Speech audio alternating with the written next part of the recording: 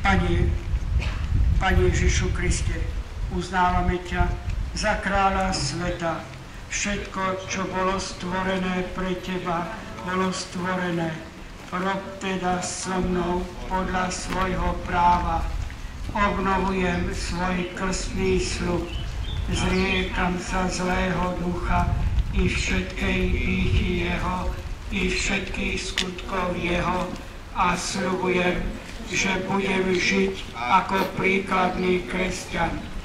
Obzvlášť sa zaväzujem, že vynaložím všetko, aby som právom Boha a Tvojej svätej cirkvi dopomohol k víťazstvu. Božské srdce Ježišovo, obetujem Ti svoje úbohé skutky tým úmyslom, aby všetky srdcia uznali Tvoje sväté kráľovstvo a tak sa upevnila vláda Tvojho pokoja na celom svete. Amen.